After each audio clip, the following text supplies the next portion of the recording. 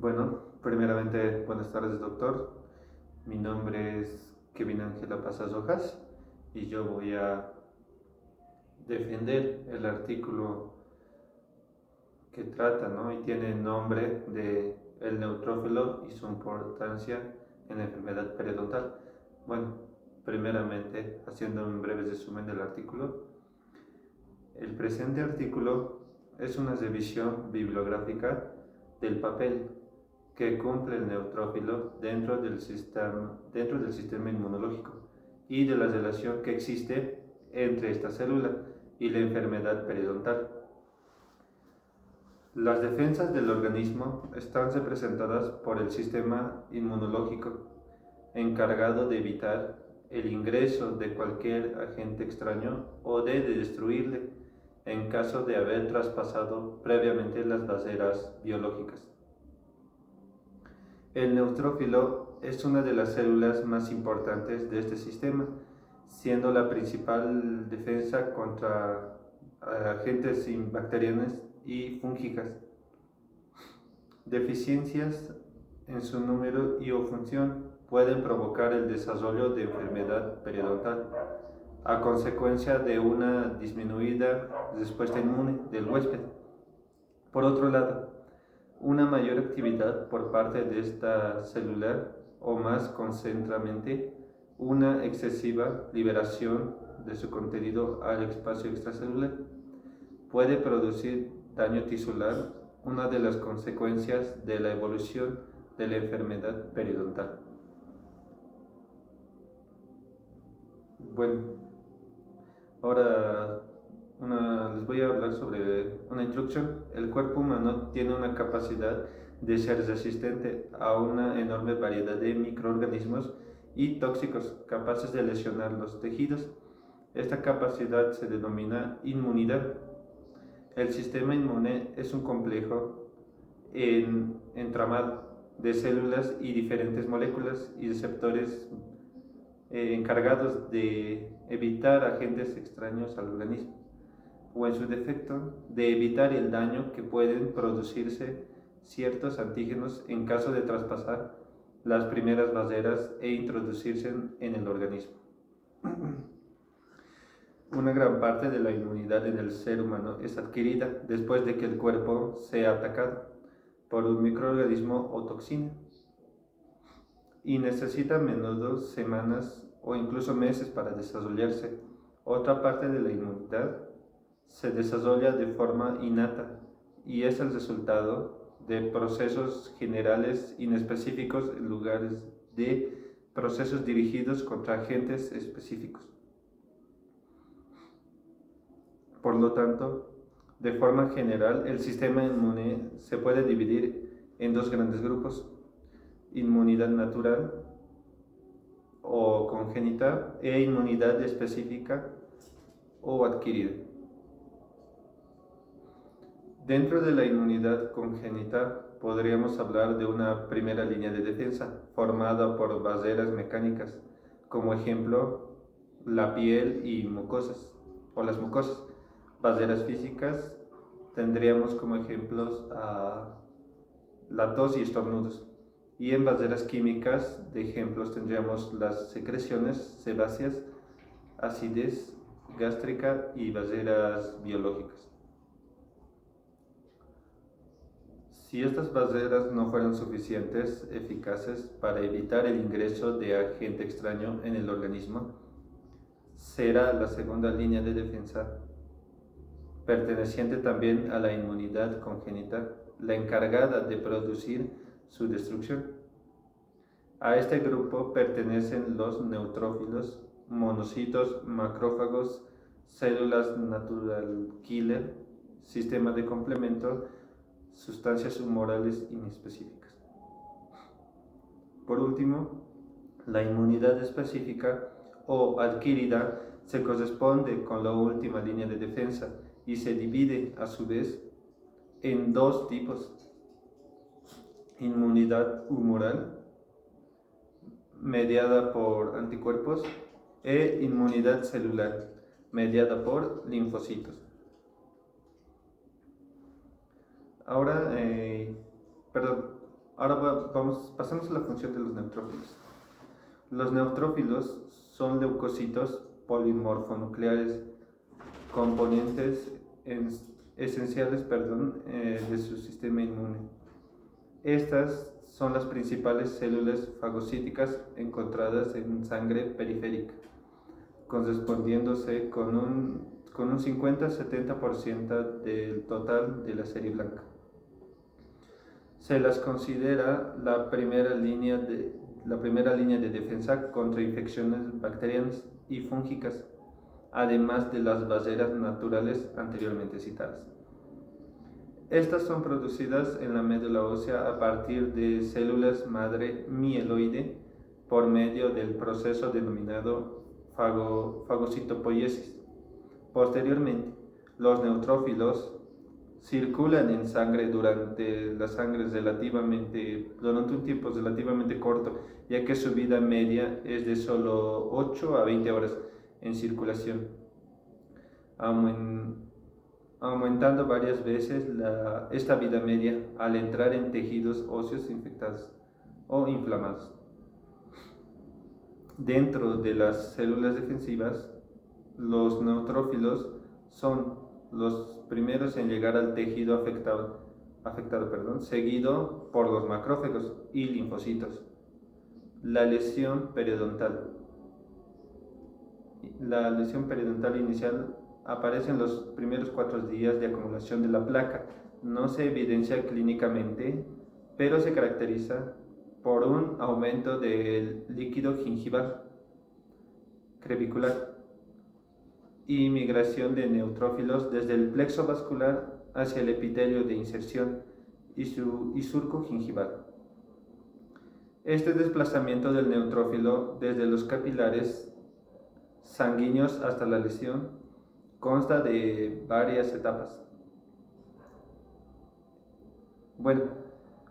Consta de 4 etapas. La primera etapa, marginación. Es el contacto de los PMN con las paredes endoteliales a causa del estasis vascular. Como número 2, la adherencia al endotelio. Es la interacción de glucoproteínas superficiales de los neutrófilos y su correspondiente receptor en células endoteliales. Selectina E. También se produce interacción entre integrina B2, presente también en otros leucocitos, no solo en PMN, e ICAM1, molécula de adhesión intercelular 1, presente en células endoteliales. Como número 3 tenemos a la diapedesis.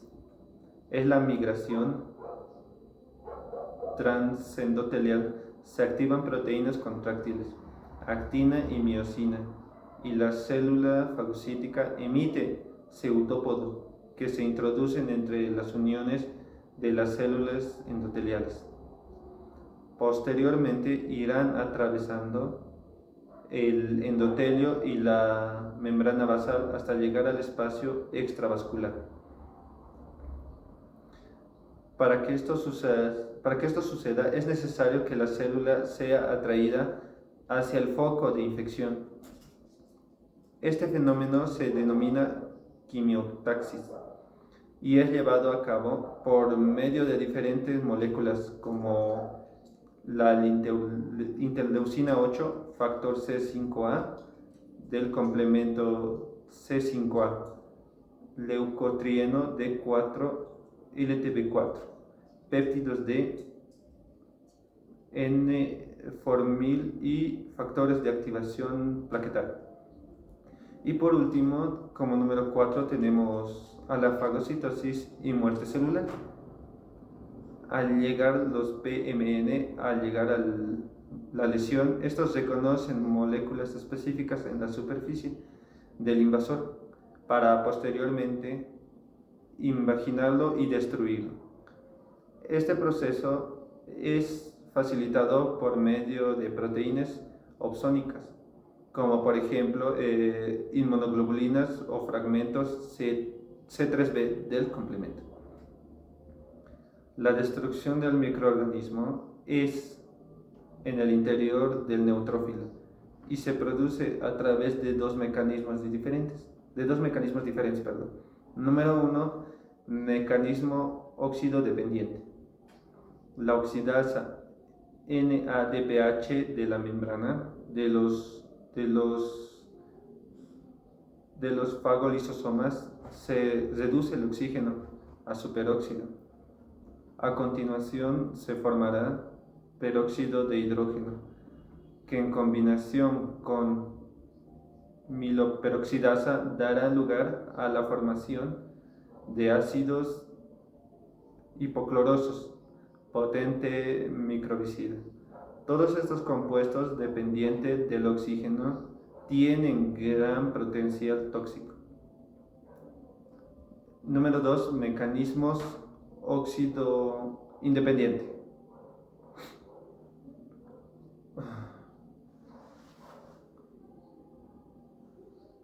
Son agentes antimicrobianos, no dependientes del oxígeno.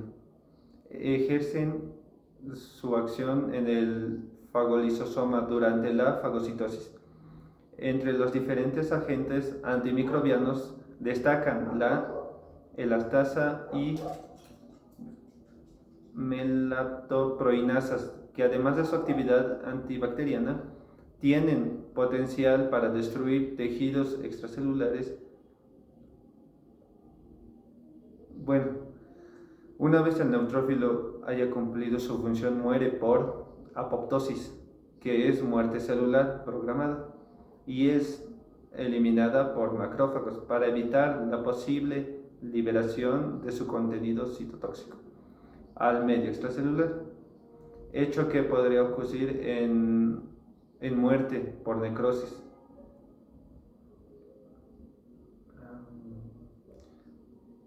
Alteración de neutrófilos.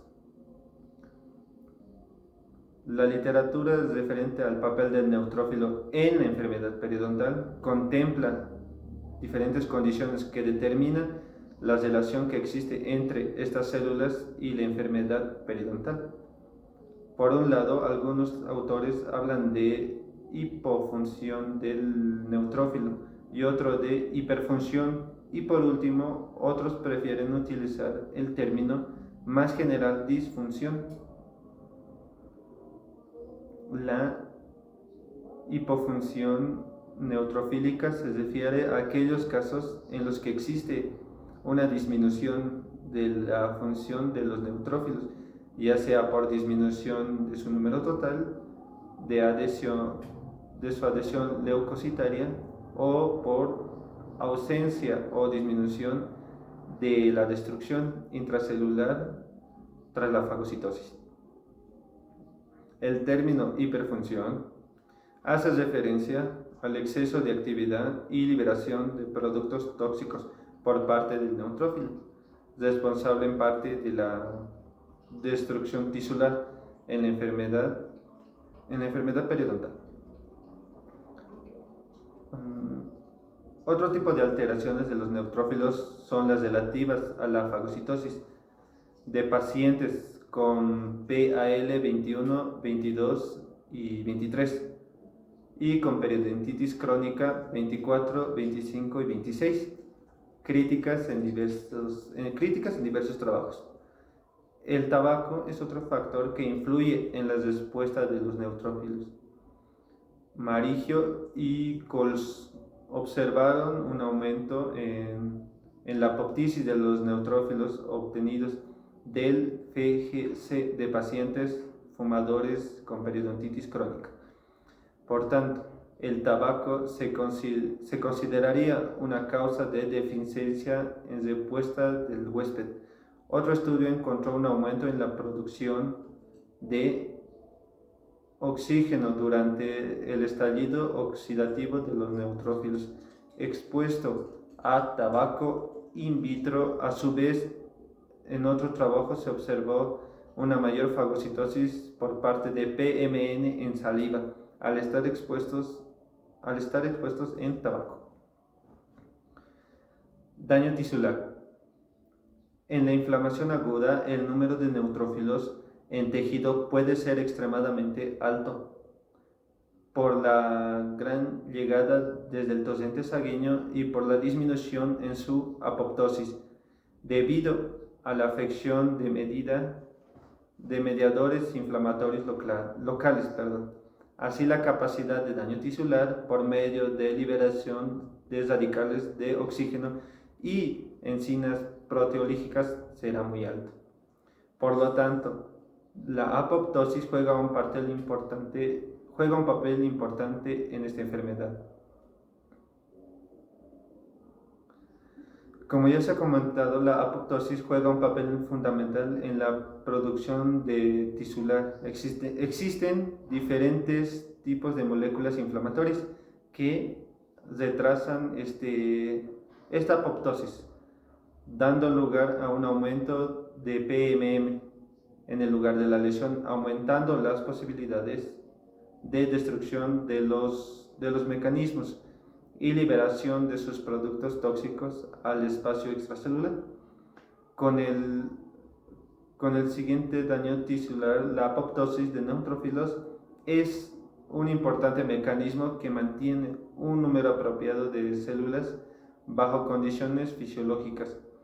La disminución de este mecanismo se ha asociado con la aparición de diferentes enfermedades inflamatorias, tanto agudas como crónicas, y parece estar mediado en gran medida por la excesiva producción de colonias de granulocitos y factor estimulador de colonia de granulocitos y macrófagos. Y bueno, la enfermedad periodontal es un proceso multifactorial en el que resulta muy complicado describir con exactitud el papel que cumple cada una de las células y moléculas que participan en el mismo. Se necesita un gran esfuerzo por parte de la comunidad científica para conocer con más detalle el complejo entramado inmunológico que se produce alrededor de esta enfermedad. Y en conclusión, para terminar este artículo, los neutrófilos pueden influir de dos maneras diferentes en la periodontitis. Por un lado, pueden estar disminuidos en número y o función, por lo que se produciría una respuesta defensiva deficiente por parte del huésped. Por otro lado, el neutrófilo puede participar en el desarrollo de la enfermedad periodontal al producir daño tisular por medio de sus radicales de oxígeno y enzimas proteolíticas, hecho favorecido por un retraso en la apoptosis. Y bueno, eso sería todo, doctor, respecto a mi defensa sobre este artículo que tiene referencia, y el tema se refiere al neutrófilo y su importancia en la enfermedad periodontal.